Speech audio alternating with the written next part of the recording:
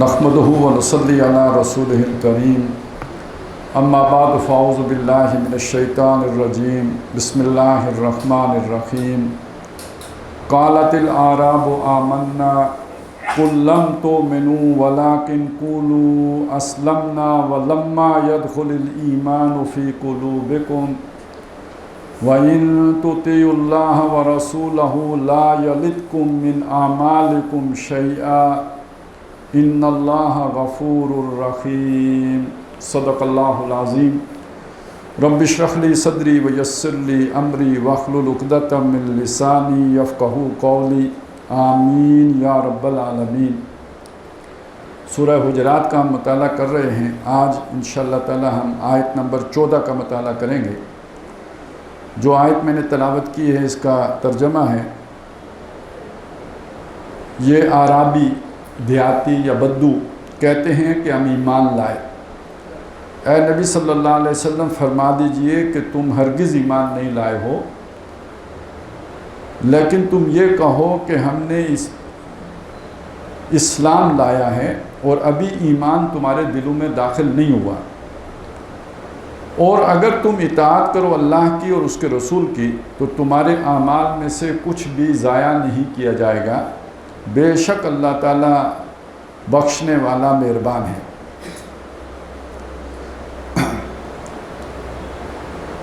ये एक कबीला है जो अपने एहसान रखने के लिए अपने ईमान का इज़हार कर रहा है और वो मदीने में आया है। जैसे इस सूरह मुबारक में और भी कुछ लोगों का जिक्र आया था कि नबी सल्लल्लाहु अलैहि वसल्लम से ज़रा बात करते हुए अदब का लिहाज नहीं करते, मदीने में आते हैं तो आपके आराम का ख्याल नहीं करते, आते ही आवाज़ें देना शुरू कर देते हैं कि उखरुज अलैना, हमारे एक तरफ आइए, आप हमारी बात सुनिए।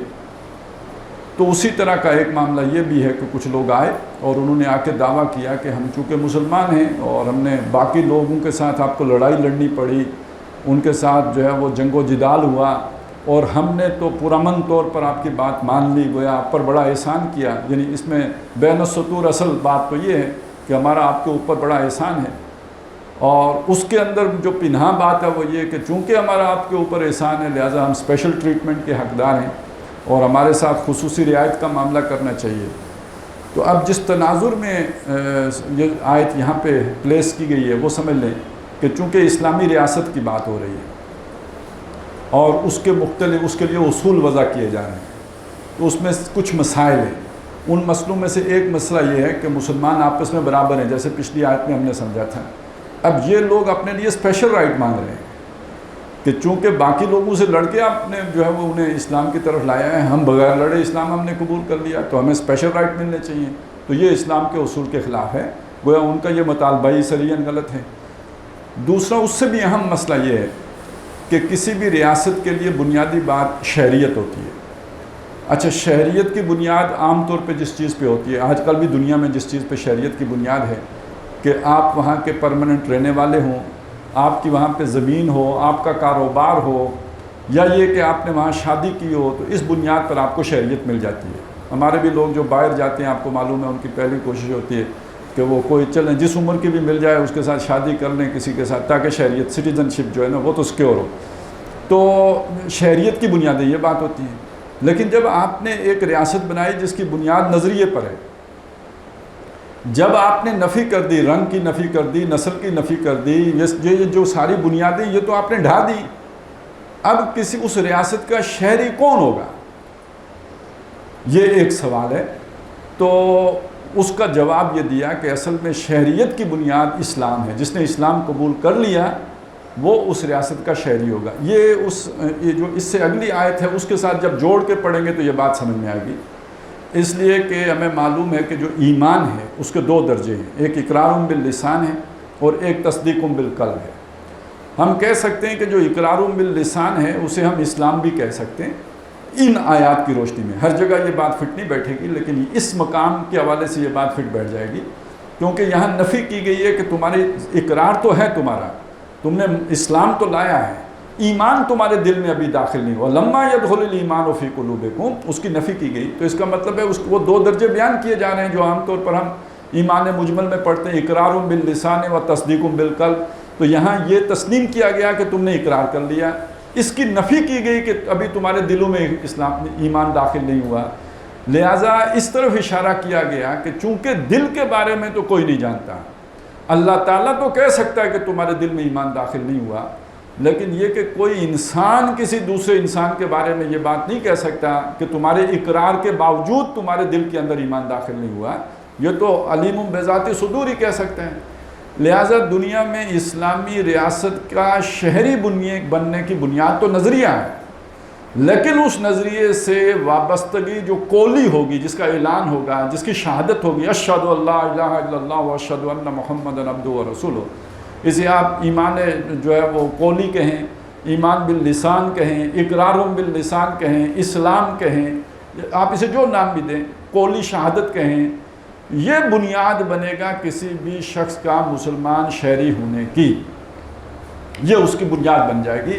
باقی یہ کہ اس کے دل میں ایمان ہے یا نہیں ہے، یہ فیصلہ قیامت کو ہونا ہے، یہ اللہ نے کرنا ہے. یہ وہاں جا کے پتہ چلے گا کہ اس کے دل میں ایمان تھا یا نہیں تھا. دنیا میں ابھی تک اور شاید قیامت تک ایسی کوئی مشین ایجاد نہیں ہو سکتی کہ جو کسی کے دل کے ایمان کے بارے میں ہمیں جتا سکے یا بتا سکے. خیر، جو اصل بحث تھی اس سے تو متعلق یہ معاملہ صرف اتنا ہی ہے. یعنی اصل بحث اس سورہ مبارکہ میں جو تھی وہ یہ تھی کہ بھئی اسلامی ریاست کے اصول مختلف، اس کے جو جہتیں ہیں ان کے بارے میں رہنمائی. ان میں سے ایک جہت یہ ہے کہ انٹرنیشنل جو تعلقات ہیں وہ کن بنیاد پہ ہوں گے. وہ پچھلی آیت ہم نے پڑھ لی تھی، انا خلقناکم من ذکر و انثی، وہ 2 بنیادیں ہیں. اب اگلا مسئلہ یہ آیا کہ شہری، درجہ اول کا شہری کون ہوگا؟ جو اس نظریے کو قبول کر لے گا، اس کی قولی شہادت دے دے گا، اس کو ہم مان لیں گے کہ یہ اس ریاست کا شہری ہے. اس کی وہاں زمین ہو یا نہ ہو، اس کی وہ جو ہے اس جگہ پہ کوئی شادی ہو یا نہ ہو. یہ تو اب نظام ہے نا کہ یہ ایران ہے، یہ افغانستان ہے، یہ پاکستان ہے، یہ سعودی عرب ہے، یہ ترکی ہے، یہ عراق ہے، یہ شام ہے. یہ تو اب بنا ہے نا، نہیں تو جب اسلام آیا تو یہ تو کچھ بھی نہیں تھا. اور یہ امت واحدہ، ایک ہی امت تھی. تو اب اس میں شہریت کی بنیاد کلمہ طیبہ تھا اور وہ پڑھنا، شہادت دینا، قولی شہادت. اس کی بنیاد پر اب وہ مسلمان ریاست کا شہری قرار پا جائے گا، اس کے دل میں ایمان ہو یا نہ ہو. اس لیے کہ یہاں پہ انہیں یہ بات یعنی ان کی مانی گئی ہے کہ تم نے اسلام لایا ہے. وَلَٰكِنْ قُولُوا أَسْلَمْنَا، تم یہ کہو کہ ہم نے اسلام لایا ہے. اچھا، یہ اسلام لانے کا مطلب یہی ہے کہ جو ظاہری اطاعت ہوتی ہے نا، سرنڈر کرنا، تسلیم کرنا. یہاں اسلام بمعنی وہ والا اسلام نہیں ہے کہ جس کا ذکر حضرت ابراہیم علیہ السلام کے ذمن میں آتا ہے. اذ قال لہ ربہ اسلم قال اسلمت لرب العالمین. یا یہ کہ جب حضرت ابراہیم اور حضرت اسماعیل علیہ السلام دونوں، ایک باپ جو ہے بیٹے کو قربان کرنے کے لیے اور بیٹا قربان ہونے کے لیے تیار ہو گیا، اور الفاظ آئے فلما اسلما، جب وہ دونوں اسلام لے آئے. اب وہاں اسلام تو گویا ایمان کے بھی آخری درجے میں بیان ہو رہا ہے.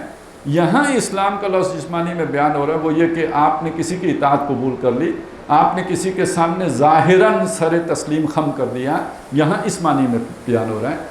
تو اس حد تک نہیں آپ اسے یہی وہ قولی شہادت ہے، تو آپ نے اسے اسلام بھی کہہ لیا. آپ اسے قانونی ایمان بھی کہہ سکتے ہیں، اسے ہم قانونی ایمان بھی کہہ سکتے ہیں. تو اس حد تک تو یہ مسئلہ یہاں بس اتنا ہی ہے. لیکن اس کے کچھ اور پہلو ہیں جو آج کے دور میں بہت نمایاں ہو گئے اور بہت اہمیت اختیار کر گئے. وہ سمجھ لیجئے کہ دیکھیے نبی اکرم صلی اللہ علیہ وسلم کی جو اصل دعوت تھی وہ اس اسلام کی تو نہیں، وہ اس ایمان کی تھی نا. پہلی جو بات تھی نا، قولوا لا الہ الا اللہ، صرف قولو ہی نہیں تھا، وہ تصدیق قلبی کے ساتھ قولو تھے، یعنی دل سے مانو. یہ تو نہیں کہ زبان سے مانو، دل سے مانو. اور جو مکے میں ساری محنت تھی وہ دل والے ایمان کی محنت تھی. اور اگر وہ دل والا ایمان نہیں ہوگا تو پھر خطرہ ہے کہ نفاق پیدا ہو جائے. جیسے کہ مدینے میں آ کے بعض جو ایسے لوگ ظاہر ہوئے جنہوں نے قولی شہادت تو دی، لیکن ان کے دل میں نہ صرف ایمان نہیں تھا بلکہ وہ اسلام کے مخالف بھی تھے. اس لیے انہیں کہا گیا یہ منافق ہیں. یہ معاملہ ان لوگوں کا اس سے مختلف ہے. ان کے دل کے ایمان کی نفی ضرور کی گئی ہے، لیکن انہیں دشمن اسلام نہیں کہا گیا ہے، بلکہ انہیں ایک تسلی دی گئی ہے. ان تطیعوا اللہ و رسولہ، اگر تم اللہ اور رسول کی اطاعت کرتے رہو، کلی اطاعت کرو، ہر حکم مانو. چونکہ تم نے یہ تو تسلیم کیا ہے نا کہ ہم اللہ اور رسول کی مانیں گے، تو اگر مانتے رہو تو ہر عمل کے اندر ایک نور ہے. نماز پڑھو، روزہ رکھو، ذکر و اذکار کرو، اس سے بھی تمہارے اندر ایمان پیدا ہو جائے گا. تو اگر تم اس خلوص نیت سے اطاعت اسلام بھی کرتے رہو تو اس کے نتیجے میں تمہیں ایمان کی طرف رہنمائی مل جائے گی. اس لیے اللہ تعالیٰ تمہارے اعمال کو ضائع نہیں کرے گا. بے شک اللہ بخشنے والا مہربان ہے. اب دوسری طرف آپ کو معلوم ہے کہ اگر یہ منافقین کا مسئلہ ہوتا تو منافق کا تو کوئی عمل قابل قبول نہیں ہے، ان کے لیے تو آپ استغفار کریں تب بھی وہ قابل قبول نہیں ہے، حضور صلی اللہ علیہ وسلم کی دعا ان کے لیے قابل قبول نہیں ہے، ان کے سارے اعمال عقارت چلے گئے، حق ہو گئے، ضائع چلے گئے، ان کے اعمال تو قبول ہی نہیں ہیں۔ تو یہ اور کیٹیگری ہے، یہ منافقین کی کیٹیگری نہیں ہے، یہ ایک بالکل مختلف کیٹیگری ہے۔ ہمارے دور میں آ کے جو اس کی اہمیت ہو گئی ہے وہ یہ کہ نبی صلی اللہ علیہ وسلم کے دور میں تو ظاہر ایمان وہی لاتا تھا جو آگ و خون کے دریا عبور کرنے کے لیے تیار ہو، ہر قسم کی قربانی دینے کے لیے تیار ہو، تبھی کوئی کلمہ شہادت پڑھے گا۔ یہ تو بہت آخری دور میں آ کے یہ صورتحال بنی ہے کہ جاء الحق وزهق الباطل ہو گیا، اور اذا جاء نصر اللہ والفتح ورأیت الناس يدخلون فی دین اللہ افواجا، جب یہ صورت بنی تو کچھ ایسے لوگ بھی آ گئے کہ جن کے دلوں میں ابھی ایمان داخل نہیں ہوا تھا تو وہ ایمان لے آئے، وگرنہ یہ کہ اس سے پہلے تو اس کا امکان ہی نہیں، کیونکہ ہر طرف جو ہے وہ آزمائش کی بھٹیاں ہیں، اور جو ہے وہ طوفان ہیں، مصیبتیں ہیں، آلام ہیں، تکالیف ہیں، مصائب ہیں، تو اس میں تو ایمان وہی لائے گا کہ جس کے اندر ایمان ٹنوں کے حساب سے ہوگا، وہ اب کہے گا اشہد ان لا الہ الا اللہ واشہد ان محمدا عبدہ ورسولہ۔ لیکن اس کے بعد پھر کیا ہوا؟ اسلام غالب ہو گیا، جب اسلام غالب ہو گیا تو ایسے لوگ بھی آئے، اور اس کے برعکس یدخلون فی دین اللہ افواجا بھی ہوا۔ تو جب فوج در فوج آئے تو ساری فوجیں کوئی دل سے ایمان لا کے تھوڑی آئی تھی، وہ برادری ایمان لے آئی تو سارے برادری والے آ گئے، قبیلہ ایمان لے آیا سارے قبیلے والے آ گئے، پورا علاقہ ایمان لے آیا سارے آ گئے، تو اس میں کتنوں کے دل میں بھی گیا تھا اور کتنوں کے دل میں ابھی نہیں گیا تھا۔ یہی وجہ ہے کہ نبی صلی اللہ علیہ وسلم کے وصال کے بعد جب جھوٹے مدعیان نبوت کھڑے ہوئے تو ایسے بہت سے لوگ ان کی طرف چلے گئے۔ ظاہر ہے جس کے دل میں ایمان اتر چکا ہو وہ کیوں جھوٹے نبی کی بات کو مانے گا؟ تو یہ ایسے ہی لوگ تھے جو ان کی طرف چلے گئے۔ تو اس دور میں یہ ہوا، لیکن وقتی طور پہ ہوا، پھر کچھ عرصہ گزرا تو یہی اسی پہ جو ہے وہ اب اگلی نسل آئی۔ تو کیوں مسلمان ہو آپ؟ میرے والد صاحب مسلمان ہیں۔ دیکھیں والد صاحب کیوں مسلمان ہوئے تھے؟ اس لیے نہیں مسلمان ہوئے تھے کہ ان کے ابا جی مسلمان تھے، انہیں وہ دعوت اچھی لگی، وہ دعوت سمجھ میں آئی، وہ دعوت ان کے دل میں اتری، انہوں نے کہا اشہد ان لا الہ الا اللہ واشہد ان محمدا عبدہ ورسولہ۔ لیکن جیسے ایک پوری برادری اگر فرض کریں آئے تو اس میں کچھ لوگ ایسے بھی آ سکتے ہیں آٹے میں نمک کے برابر کہ جن کو یہ سمجھ نہیں آئی تھی پھر بھی ایمان لے کے آ گئے۔ مگر جب اگلی نسل آئی ہے تو اب بیٹا کیوں مسلمان ہے؟ اس لیے کہ اس کے والد صاحب مسلمان ہیں۔ اچھا چلیں وہ پھر بھی اچھا دور تھا، وہ جب بڑے ہوئے اچھا ماحول ملا، اچھے لوگ ملے، اگر وہ پہلے نسلاً یا وراثتاً انہوں نے کلمہ پڑھا تھا تو تھوڑی ہی عمر میں مطلب ایجوکیشن ہی ساری اس کی ہے، تو اس تعلیم کے زیر اثر، اس ماحول کے زیر اثر، ان حالات کے زیر اثر ان کے دل میں بھی ایمان آ گیا۔ اب آپ سوچئے رفتہ رفتہ رفتہ 1500 سال بیت گیا جہاں ہم کھڑے ہیں، ہم میں سے اکثریت کیوں مسلمان ہیں؟ ہمارے تو ہم نسل در نسل مسلمان چلے آ رہے ہیں نا، تو اسلام تو ہمارے گھر کی شے ہے۔ تو جیسے کوئی کسی کے گھر میں پیدا ہو کے چودھری ہوتا ہے، جیسے کسی کے گھر میں پیدا ہو کے کوئی جو ہے وہ ہاشمی ہوتا ہے، کسی کے گھر پیدا ہو کے کوئی خان ہوتا ہے، کوئی راجپوت ہوتا ہے، اسی طرح ہم مسلمان ہیں کیونکہ مسلمانوں کے گھروں میں پیدا ہوئے ہیں۔ وہ سکھ ہے وہ سکھوں کے گھروں میں پیدا ہوا، وہ ہندو ہے وہ ہندو کے گھر پیدا ہوا ہے۔ تو ہمارے ہاں تو تقسیم آ کے خالصتاً نسل کی بنیاد پر ہو گئی، وراثت کی بنیاد پر ہو، اس لیے آپ نے سنا ہوگا ایک مطلب یہ نسلی مسلمان ہے، یہ وراثتی مسلمان ہے۔ پھر اسی پر ہماری ایک ضرورت بنی، اس لیے کہ مقابلے میں ہندو تھے وہ مسلمانوں سے نفرت کرتے تھے، تو اب دو قومی نظریہ بن گیا۔ اس میں یہ تو نہیں دیکھنا کہ کس کے دل میں ایمان ہے اور کس کے دل میں ایمان نہیں ہے، بس جو بھی مسلمان گھر میں پیدا ہوا اچھا ہے برا ہے گناہگار ہے نیکوکار ہے وہ مسلمان ہے، وہ ایک علیحدہ قوم ہے۔ کہ ہم کلمہ پڑھتے ہیں ہم علیحدہ قوم ہیں، تم کلمہ نہیں پڑھتے تم ایک علیحدہ قوم ہو۔ تو یہ ایک تقسیم وجود میں آ گئی، اور یہ تقسیم نسل کی بنیاد پر وجود میں آئی ہے یا یہ وراثت کی بنیاد پر وجود میں آئی ہے، اس کے پیچھے نظریے کا کوئی عمل دخل نہیں ہے۔ اب اس موقع پہ جو تحریکیں اٹھی ہیں کہ جنہوں نے کہا کہ ہماری جو بد عملی ہے، جو ہمارا بد کرداری ہے، جو ہمارا زوال ہے، مسلمان وہ بھی ہیں کہ جو چکلے چلاتے ہیں، مسلمان وہ بھی ہیں جو شرابیں بیچتے ہیں، مسلمان وہ بھی ہیں جو جوئے کھیلتے ہیں، مسلمان وہ بھی ہیں جو فراڈ کرتے ہیں، کرپشن کرتے ہیں، جھوٹ بولتے ہیں، یہ بھی مسلمان ہیں۔ تو ان میں اور سکھوں میں اور ہندوؤں میں اب ان مسلمانوں میں ان کے کردار میں اور کافروں کے کیا فرق باقی رہ گیا ہے؟ تو اب لوگ اٹھے اصلاح پسند لوگ اٹھے، مختلف شخصیات اٹھی، انہوں نے کہا یہ مسلمان، یہ کسی نے کہا یہ وہ مسلمان ہیں جن کی زبان کے اوپر کلمہ ہے، ان کے حلق سے نیچے کلمہ نہیں گیا ہے، لہٰذا ایمان کی محنت کرنے کی ضرورت ہے۔ اب یہاں ایمان کی محنت کا مطلب کیا ہے؟ کلمہ دوبارہ پڑھانا ہے، یہ مطلب نہیں ہے، مطلب یہ کہ ایمان دل میں اترے، ٹھیک ہے نا، یہ محنت کرنے کی ضرورت ہے۔ کسی نے کہا کہ بھائی ان کو سمجھانے کی ضرورت ہے کہ اسلام ہوتا کیا ہے، اور جب ایک بندہ اسلام کو سمجھ کر قبول کرے گا تو وہ حقیقی مسلمان ہوگا، ابھی وہ صرف قانونی مسلمان ہے۔ کسی مسلمان کے گھر پیدا ہو کے قانونی مسلمان ہے، حقیقی مسلمان نہیں ہے۔ حقیقی مسلمان وہ تب بنے گا جب اسلام کو سمجھ کر اسے اختیار کرے گا کہ مجھے یہ کرنا ہے اور یہ نہیں کرنا ہے، اب وہ گویا حقیقی مسلمان ہوگا، اس کے اندر ایمان اترا ہے۔ اس طرح کی جب تحریکیں اٹھی، اس طرح کے لوگ اٹھے، ظاہرہ ان کا فوکس کس چیز پہ ہے؟ اس چیز پہ ہے کہ لوگ مسلمانوں کے کردار کو تبدیل کیا جائے، مسلمانوں کے اعمال کو تبدیل کیا جائے، مسلمانوں کی شخصیات کے اندر جو ضعف آ گیا ہے کردار میں اس کو بہتر کیا جائے۔ تو جب تک ان کے اندر ایمان نہیں پیدا ہو، دل میں ایمان نہیں اترے گا تو یہ کیفیت حاصل نہیں ہو سکتی، لہٰذا انہوں نے سمجھانا شروع کیا۔ اب اس میں اعتراضات بھی ہوئے اور کچھ مشکلات اور مسائل بھی پیدا ہوئے۔ مثلا آپ نے بھی یہ اعتراض سنا ہوگا، تبلیغی جماعت پر اکثر یہ اعتراض، چونکہ وہ بھی یہ کہتے ہیں نا ایمان کی محنت، ایمان جو ہے نا ہماری زبانوں پر ہے، ہمارے دل میں نہیں اترا، حلق سے نیچے نہیں، یہ ان کی ایک محنت ہے، وہ یہ بات کرتے ہیں۔ اب اس پہ اعتراض آتے ہیں کہ یار یہ تبلیغ تو ہوتی ہے کافروں کے اوپر، تو مسلمانوں پر کیوں تبلیغ کرتے ہیں؟ آپ نے سنا ہوگا نا، یہ ان پر یہ اعتراض ہوتا ہے۔ اچھا، وہ اپنے حساب سے اس کا ایک جواب دیتے ہیں، ظاہر ہے وہ ایک سادہ سی بات کرتے ہیں تو سادہ سا ہی جواب وہ اس کا دیتے ہیں۔ وہ کہتے ہیں ایک طرف کھوتا مر رہا ہو اور ایک طرف گائے مر رہی ہو، آپ کس کو ذبح کرو گے؟ کہ بھائی ٹھیک ہے کہ وہ ایک کافر ہے دوسری طرف مسلمان ہے، دونوں کا کردار ایک جیسا ہے، تو آپ محنت کس پہ کرو گے؟ مسلمان پہ کرو، تاکہ یہ تو آپ کے قریب ہے نا، تو پہلے اس کا کردار ٹھیک کرنے کی ضرورت ہے بجائے اس کے کہ جا کے آپ کافر کے کردار کو ٹھیک کرو۔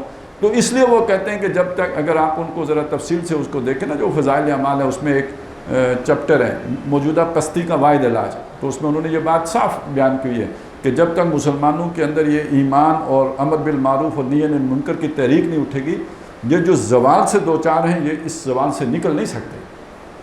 یہ کردار کا زوال ہے، یہ قوموں کی زندگی میں یہ زوال ان کے اسی کردار کی خامیوں کی وجہ سے آتا رہتا ہے، تو اصل سبب جو ہے وہ یہ ہے، لہذا سارا فوکس، ساری محنت، سارا زور اس کے اوپر ہونا چاہیے۔ لیکن اعتراض آ جاتا ہے، جیسے میں نے آپ کو بتایا۔ اسی طرح جو دوسری تحریک تھی وہ جماعت اسلامی تھی، مولانا مودودی کا لٹریچر ہے، اس میں اگر آپ پرانی جو کتابیں دیکھیں ان کی، تو اس میں مسلمان کسے کہتے ہیں، اور اس میں شہادت حق والا ایک کتابچہ اگر آپ دیکھیں، اس میں انہوں نے یہ چیزیں کھولی ہیں کہ یار یہ مسلمان تو یوں سمجھیے اللہ تعالیٰ کے پیغام کے امین تھے، پوری دنیا کے انسانوں تک اللہ کا پیغام پہنچانے کی ذمہ داری ان کے اوپر تھی۔ اب موجودہ صورتحال یہ ہے کہ پوری دنیا میں جو انسان رہتے ہیں، مسلمانوں کے کردار اور ان کے کردار میں فرق، بلکہ بعض اعتبارات سے کافروں کا کردار مسلمانوں کے کردار سے بہتر ہے۔ پھر انہوں نے ایک بات کھولی، انہوں نے کہا کہ دیکھیں اس وقت جو تقسیم ہے مسلمان کی اور کافر کی، یہ حقیقی تقسیم نہیں ہے، یہ قانونی تقسیم ہے۔ ہم سب اس لیے مسلمان ہیں کہ ہم مسلمانوں کے گھروں میں پیدا ہوئے، ہم نے اسلام کو اس طرح قبول نہیں کیا جیسے صحابہ کرام نے قبول کیا تھا، اور کافر اس لیے کافر ہیں کہ ان تک اسلام کی دعوت نہیں پہنچی، وہ بھی قانونی کافر ہیں، حقیقی کافر نہیں ہیں۔ حقیقی کافر تب بنیں گے جب آپ ان تک صحیح معنی میں دعوت ایسے پہنچائیں کہ ان کے دل تک پہنچ جائے اور وہ اپنے تعصبات کی وجہ سے اسے قبول نہ کریں، جیسے ابو جہل نے نہیں کیا تھا، یا جیسے عتبہ ابن ربیعہ نے یا ابی ابن خلف نے نہیں کیا تھا، تو ان کے دلوں پہ مہر کر دی گئی تھی۔ تو یہ حقیقی کافر تب بنیں گے جب آپ صحیح طرح سے دعوت ان تک پہنچا دیں۔ تو اس وقت خواہ کافر ہو خواہ مسلمان ہو، وہ قانونی کافر یا مسلمان ہے، حقیقی مسلمان یا حقیقی کافر نہیں ہے۔ مسلمان حقیقی تب بنے گا جب اس کے سامنے حقیقی دعوت آئے گی، وہ اسے اپنی شعور سے قبول کرے گا، اور کافر حقیقی وہ ہوگا جسے کے سامنے سمجھ آئے گی اسے کہ یہ اسلام ہے، اس کے باوجود نہیں مانے گا، پھر وہ حقیقی کافر ہوگا۔ اب اس بنیاد پر انہوں نے جماعت اٹھائی۔ ہم ایسے لوگوں کو دعوت دے رہے ہیں بلا امتیاز، کیا مسلمان کیا کافر، سب کو ہماری دعوت ہے، اور دعوت ہماری یہ ہے اور جو اس کو سمجھ کر قبول کر لے وہ خواہ سابقہ قانونی کافر ہو یا سابقہ قانونی مسلمان ہو، وہ ہماری جماعت کا جو ہے وہ حصہ بن سکتا ہے۔ شروع بات یہاں سے ہوئی تھی۔ اچھا، اب یہ بات اپنی جگہ پہ تو بالکل اصولی طور پہ بالکل صحیح ہے، آپ کو بھی دل کو لگی ہوگی کہ بالکل حقیقت ہے یہ اس سے تو انکار کیا نہیں جائے، لیکن پھر اس میں ٹیکنیکل ایشو آ جاتے ہیں۔ وہ ہماری بہت پرانی بحثیں ہیں، یعنی یہ حضرت علی رضی اللہ تعالیٰ عنہ کے دور میں یہ چیز شروع ہو گئی تھی۔ آپ نے نام سنا ہوگا خوارج کا۔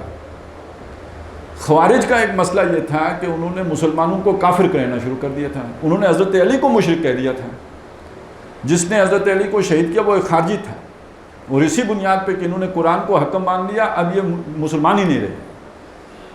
اب اس بات کو جوڑ دیا گیا اس بات کے ساتھ کہ یہ ایک نئی پارٹی اٹھی ہے، تو یہ گویا وہی خوارج والی سوچ لے کے اٹھی ہے، یہ مسلمانوں کو مسلمان نہیں مان رہے ہیں بلکہ یہ کافروں کے برابر کر رہے ہیں۔ اب یہ فرق سمجھ لیں اس میں اور اس میں فرق کیا تھا۔ وہ وہاں پہ یہ بات تھی کہ خوارج یہ کہتے تھے کہ جو مسلمان گناہ کبیرہ کا مرتکب ہو وہ کافر ہے۔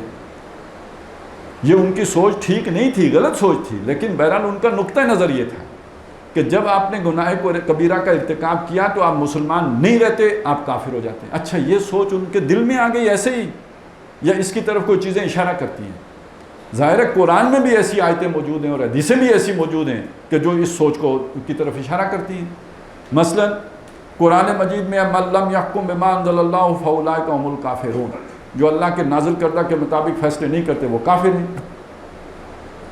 آیت ہے نا، قرآن کی آیت ہے۔ تو اب آپ کے جج کیا اللہ کے نازل کردہ کے مطابق فیصلے کرتے ہیں؟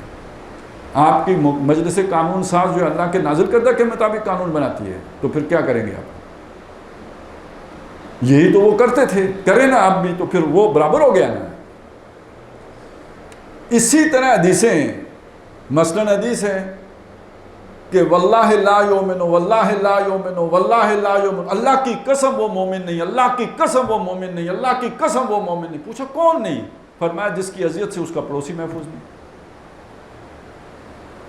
آج کون ہے جو اپنے پڑوسی کو، مطلب کوئی گند ہم پڑوسی کے دروازے کے آگے ڈال دیتے ہیں، اپنا پانی اس کی طرف کر دیتے ہیں، شور کرتے ہیں، مطلب کہ دسیوں طریقوں سے اسے اذیت دیتے ہیں، تو اب اس پر کفر کا فتویٰ لگائیں گے؟ اچھا، یہ بھی حدیث ہے کہ اسلام اور کفر کے درمیان فرق کرنے والی چیز، یہ تو آپ کو بھی آتا ہوگا، نماز ہے۔ اب ایک بندہ نماز نہیں پڑھتا، آپ کہیں گے کافر ہے۔ یہ بھی اللہ کے نبی صلی اللہ علیہ وسلم نے فرمایا کہ کوئی چور حالت ایمان میں چوری نہیں کرتا، کوئی زانی حالت ایمان میں زنا نہیں کرتا، کوئی شرابی حالت ایمان میں شراب نہیں پیتا۔ تو ایمان کی نفی ہو رہی ہے کہ نہیں ہو رہی ہے؟ اب آپ شرابی کو، زانی کو، جو چور ہے اس کو کیا کہیں گے؟ کافر ہے۔ تو انہوں نے کہا، ان بنیادوں پہ کہا، یہ حدیثیں موجود تھیں، یہ آیات موجود تھیں جن کی بنیاد پر انہوں نے کہا۔ اب یہ اصل میں پھر وہی بات ہے، آپ بھی حیران ہوں گے کہ یہ جو اس طرح کے مسائل ہوتے ہیں یہ گرے ایریا ہوتا ہے، اس میں یہ بلیک اینڈ وائٹ نہیں ہوتا۔ ہم چیزوں کو بلیک اینڈ وائٹ دیکھنے کے قابل ہوتے ہیں کہ یہ چیز نہیں ہے تو اس کا مطلب دوسری چیز ہے، یہ اس کا رنگ سفید نہیں ہے تو اس کا مطلب اس کا رنگ کالا ہے۔ حالانکہ بیچ میں ایک ایسا جگہ جیسے سرحدوں کی ہوتی ہے نا، نو مینز لینڈ ہوتا ہے، تو اسی طرح ایک گرے ایریا ہوتا ہے۔ وہ چیز ہے جسے سمجھے، اس آیت کی روشنی میں آپ سمجھیں گے کہ ایمان کے دو درجے ہیں۔ ابھی تک تو میں نے یہ کہا تھا نا ایک اسلام ہے اور ایک ایمان ہے، میں اب کہہ رہا ہوں ایمان کے دو درجے ہیں۔ ایک ایمان دل والا ایمان ہے اور دوسرا ایمان زبان والا ایمان ہے۔ اس لیے کہ ایمان مجمل میں تو ایمان کے دو درجے بیان کیے گئے نا، یا دو حصے بیان کیے گئے، زیادہ سے زیادہ آپ یہ کہہ سکتے ہیں آمنت باللہ کما ہوا باسمائی و صفاتہ و قبلت جمیع احکامہ اقرار باللسان و تصدیق بالقلب۔ اب یہ آیت بتا رہی ہے کہ یہ سپلٹ بھی ہو جاتا ہے، یہ ہے پیکج لیکن یہ سپلٹ بھی ہو جاتا ہے۔ اقرار باللسان ہو سکتا ہے، تصدیق بالقلب ہو سکتا ہے کہ نہ ہو۔ اس آیت نے یہ ثابت کر دیا نا کہ یہ ہوتا ہے۔ اب اس بندے کو آپ کافر کہیں گے؟ یہ آیت کہتی ہے نہیں، یہ کافر نہیں ہے، یہ مسلمان ہے۔ اور اس اسلام کا درجہ کیا ہے، یعنی یہ ابھی جتنی بحث ہوئی ہے اس میں یہ لگے گا یہ کہ یہ اس اسلام کی کوئی اہمیت نہیں ہے، لیکن قانون کی سطح پہ ایک شخص کو مسلمان شہری ثابت کر رہا ہے یہ۔ اچھا، جب اسے مسلمان شہری کا حق حاصل ہو گیا تو وہ اب مسلمانوں میں نکاح کر سکتا ہے یا نہیں کر سکتا ہے؟ اب وہ مسلمان باپ کی وراثت سے حصہ دار ہو سکتا ہے یا نہیں ہو سکتا ہے؟ اب یعنی اس پہ تمام اسلامی جو بھی آپ کے قوانین ہیں وہ لاگو ہو جائیں گے، جو سہولتیں ہیں، جو رائٹس ہیں وہ اسے مل جائیں گے، جو اس کے اوپر اوبلیگیشنز ہیں وہ لاگو ہو جائیں گی۔ یہ کس چیز نے کیا ہے؟ یہ تصدیق بالقلب نے تو نہیں کیا، اس کے اقرار باللسان نے کیا ہے۔ ایک واقعہ بھی آتا ہے، یعنی سیرت کا واقعہ ہے کہ شاید حضرت زید تھے یا اسامہ ابن، مجھے نام یہی دو باپ بیٹے میں سے کوئی تھے، تو ایک جنگ میں ان کی تلوار کی زد میں جب ایک کافر آیا تو اس نے کلمہ پڑھا۔ جو ہی زد میں آیا اس نے کہا اشہدو ان لا الہ الا اللہ و اشہدو ان محمد عبدہ و رسولہ۔ انہوں نے تلوار چلائی، گردن اڑا دی۔ بعد میں انہیں دل میں خیال آیا کہ اس نے کلمہ پڑھ لیا تھا، پھر بھی میں نے اسلام کا یہ مطلب سمجھ لیں، یہ سلامتی میں آنے کا معنی دیتا ہے نا۔ المسلم من سلم المسلمون من لسانہ و یدہ، مسلمان وہ ہے کہ جس کی زبان اور اس کے ہاتھ سے دوسرے مسلمان سالم رہیں۔ اب اس نے اگر کلمہ پڑھ لیا، مسلمان ہو گیا اور گردن اڑ گئی تو دل کے اندر ایک خلش آ گئی۔ اس وقت تو ظاہر ہے وہ ایک جبلی کام تھا، اس میں تو انہوں نے گردن اڑا دی، لیکن بعد میں جب ان کے دل میں خیال آیا تو انہوں نے نبی صلی اللہ علیہ وسلم سے پوچھا کہ اللہ کے نبی یہ معاملہ ہوا ہے کہ وہ میری تلوار کی زد میں آیا تھا، اور جب اس نے دیکھا بچنے کا کوئی چانس نہیں، اس نے کلمہ پڑھ دیا، لیکن میں نے ہاتھ نہیں روکا، میں نے اس کی گردن اڑا دی۔ تو حضور نے فرمایا زید کیا کرو گے قیامت کے دن جب کلمہ آ کے کھڑا ہو جائے گا، میرے ہوتے ہوئے جو ہے اسامہ، اب یاد آؤ، میرے ہوتے ہوئے اسامہ کی تلوار چل گئی۔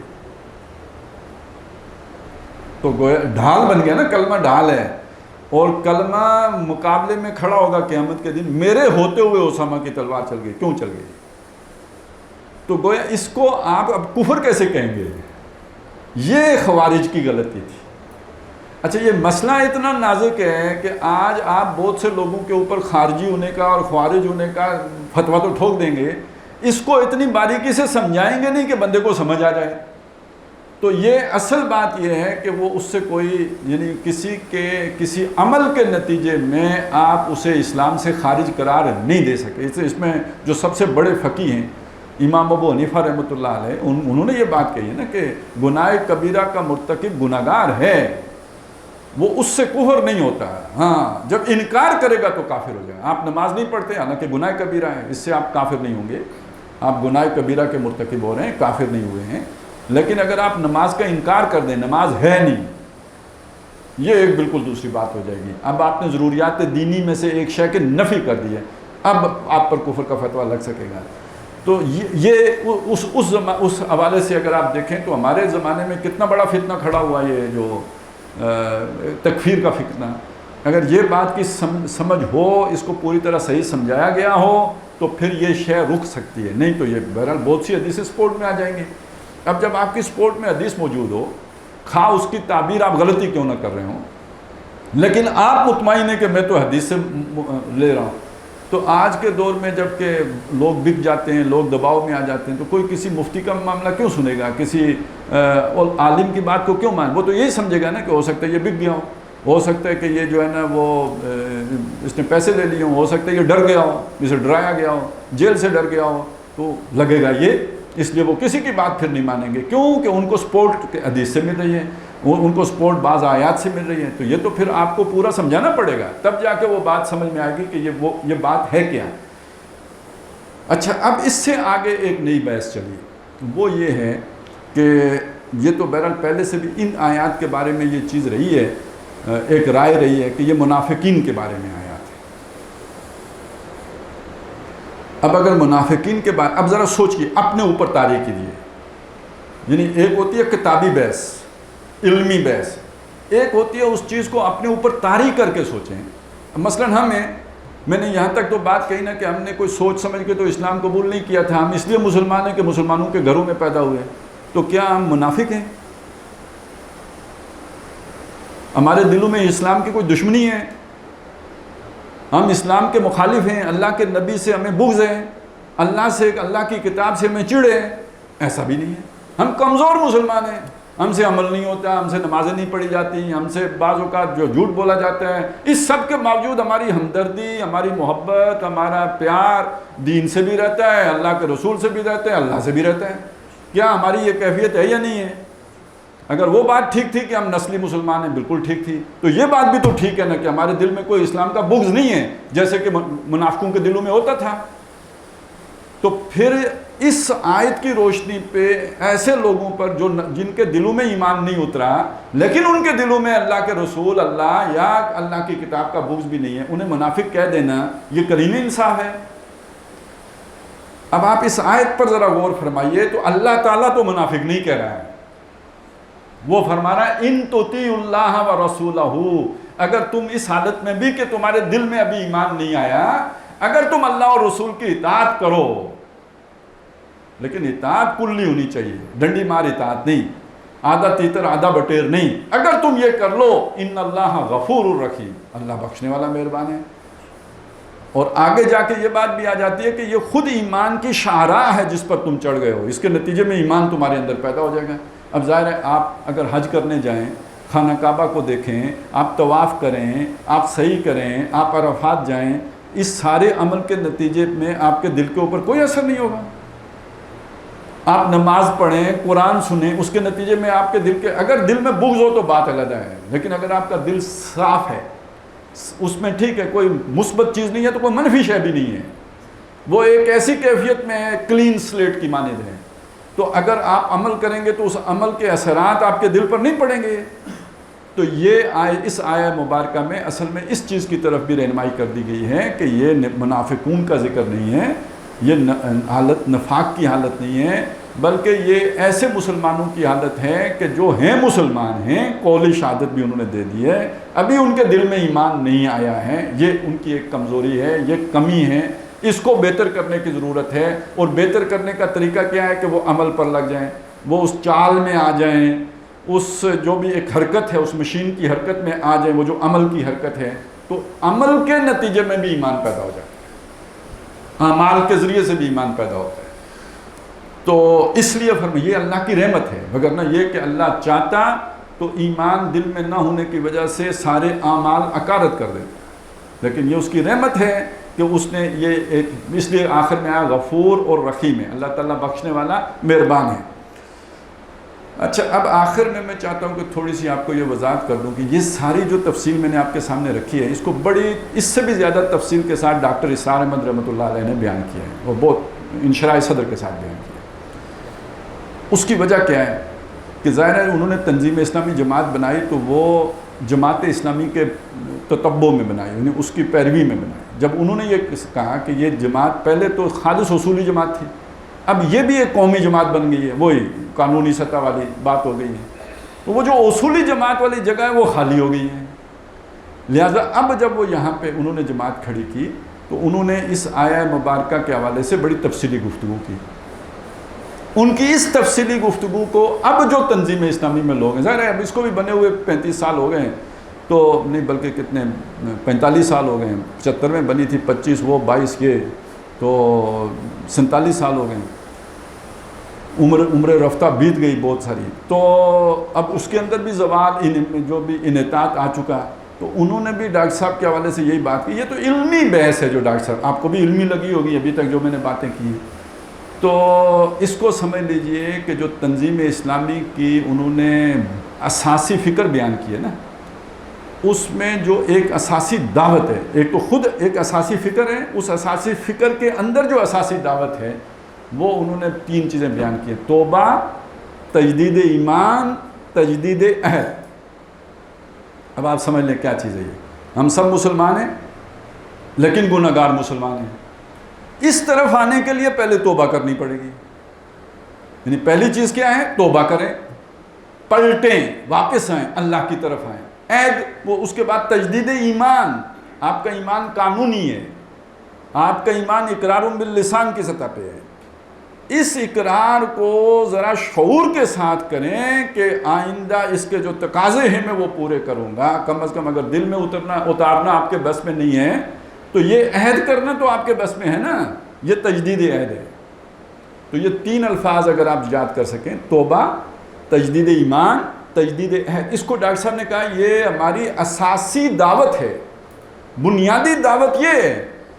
گویا ہم معاشرے میں کام کریں گے، مسلمانوں کے معاشرے میں جو قانون کی سطح پہ مسلمان ہیں، ان کے دلوں میں اسلام کا بغض نہیں ہے لیکن ان کے اندر ابھی ایمان اترا نہیں ہے، تو ہم ان کو گویا ایمان کی دعوت دیں گے، جس کے نتیجے میں یہ توبہ تائب ہو کے پلٹ کے واپس آئیں، ابھی یعنی گناہ کی زندگی بسر کر رہے ہیں، اس سے پلٹیں، واپس آئیں اور ان کے اندر وہ ایمان پیدا ہو، اور یہ پھر تجدید عہد کریں کہ آئندہ ہم ان گناہوں میں ملوث نہیں ہوں گے، بلکہ یہ کہ پوری طرح جو ہے نا وہ اللہ کی عبادت کریں گے۔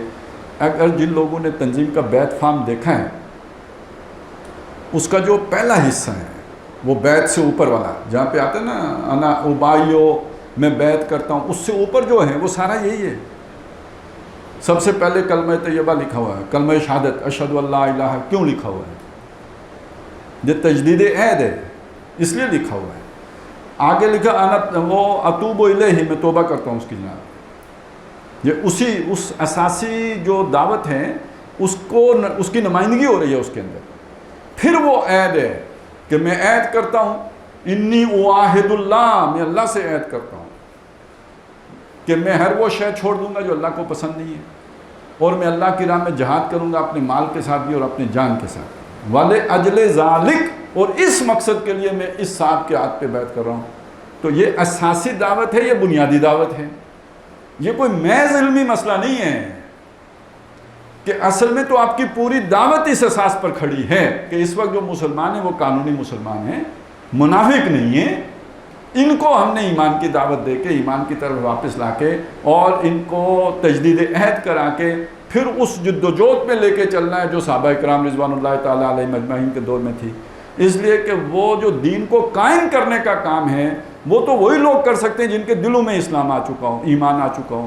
یہاں قربانی دینی پڑتی ہے۔ آگے جو آئے تھے اس میں یہ بات آئی ہے کہ جہاد تو تبھی ہو سکتا ہے جب دل میں کوئی شک باقی نہ رہے۔ دل میں اگر شک ذرہ بھر بھی ہو آدمی جان نہیں دے سکتا، دل میں معمولی سا شک بھی ہو اپنا مال قربان نہیں کر سکتا۔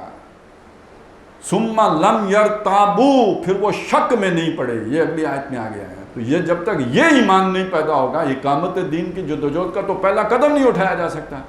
ذرا سا دباؤ آئے گا تو بندہ یو ٹرن لے لے گا، ذرا سا جو ہے دباؤ آئے گا بندہ لمحہ لیٹ ہو جائے گا۔ تو اس لیے یہ پہلی شے جو پیدا کرنے کی ضرورت ہے قربانی کے لیے اور ایثار کے لیے اور جہاد کے لیے، وہ ہے ہی ایمان۔ ایمان کے بغیر تو جہاد نہیں ہو سکتا۔ لہٰذا یہ اساسی دعوت، یہ بنیادی دعوت، یہ اصولی دعوت ہے ہی جو ڈاکٹر صاحب نے اپنی بنائی تھی، اور اس کے لیے تھا رجوع الی القرآن، کیونکہ ڈاکٹر صاحب کا موقف یہ ہے یا تھا کہ قرآن کے ذریعے سے ایمان پیدا ہوتا ہے۔ تو جب تک ایمان نہ پیدا ہو جہاد نہیں ہو سکتا، اور ایمان پیدا ہوگا کس کے ذریعے سے؟ قرآن کے ذریعے سے۔ لہٰذا لوگوں کو قرآن مجید کے ساتھ جوڑو۔ تو یہ رجوع الی القرآن محض تبلیغ محض نہیں ہے، یہ تبلیغ ہے اس لیے ہے قرآن پہنچانے کی یا قرآن کی طرف لوگوں کو لے کے آنے کی، تاکہ لوگوں کے اندر ایمان پیدا ہو، تاکہ وہ توبہ کریں، تاکہ وہ تجدید عہد کریں، اور وہ عہد کریں کہ وہ اللہ کے دین کی اقامت کے لیے اپنا تن من دھن لگائیں گے۔ تو یہ افراد ہوں گے جو اپنا سب کچھ لگانے کے لیے تیار ہوں، تب دین قائم ہوگا، اس کے بغیر تو دین قائم نہیں ہو سکتا۔ اب آپ سوچیں کہ یہ محض علمی بات اگر کوئی اسے کہے تو یہ اپنی پوری فکر سے یو ٹرن ہے یا نہیں ہے، اس کی بیس سے ہے یا نہیں ہے، اس کی بنیاد اور اس کی جڑ سے یو ٹرن ہے۔ لیکن پھر بھی بندہ کہے کہ نہیں ہم 100% ہو رہی ہیں، اور ساتھ یہ کہے یہ تو علمی بحث ہیں، یہ چند علمی بحث ہیں۔ یہ علمی بحث نہیں ہے، یہ اس ڈاکٹر صاحب کی پوری فکر کی بنیاد اس بات پر کھڑی ہے، قانونی ایمان اور حقیقی ایمان۔ اور وہ تو یہاں تک کہتے ہیں آمنو جو آتا ہے نا، وہ ویسے اکثر مفسرین نے تو یہ کہا کہ یا ایھا الذین آمنو آمنو، اے وہ لوگوں جو ایمان لائے ہو لاؤ ایمان۔ تو ڈاکٹر صاحب تو وہاں یہی کہتے ہیں کہ جنہوں نے قانونی ایمان لایا ہے ان کو قرآن کہہ رہا ہے کہ حقیقی ایمان لاؤ۔ تو اس اعتبار سے یہ ان کی فکر کا ایک بنیادی حصہ تھا اور بنیادی حصہ ہے، اور اس سے اگر کوئی دائیں بائیں ہو کے سمجھے کہ ہم اس فکر پر ہیں تو وہ یا تو خود وہ ایک دھوکے کا شکار ہے یا جان بوجھ کے دھوکہ دینے کی کوشش والی بات ہے۔ یہ محض علمی باتیں نہیں ہیں، یہ اس فکر کا حصہ ہے۔ تو بہرحال آج ہم نے اس آیہ مبارکہ پر ایک حد تک بات کر لی ہے اللہ تعالیٰ کی توفیق سے، اور جو دوسری آیت ہے ایمان کو جو ڈیفائن کر رہی ہے، اس پر انشاءاللہ تعالیٰ اگلے منگل کو، تو اگلے ہفتے کو نہیں، اس سے اگلے ہفتے کو ہوگا، تو 14 دنوں کے بعد بات ہوگی انشاءاللہ تعالیٰ۔ بارک اللہ لی و لکم فی القرآن العظیم و نفعنی و ایاکم بالآیات و ذکر الحکیم۔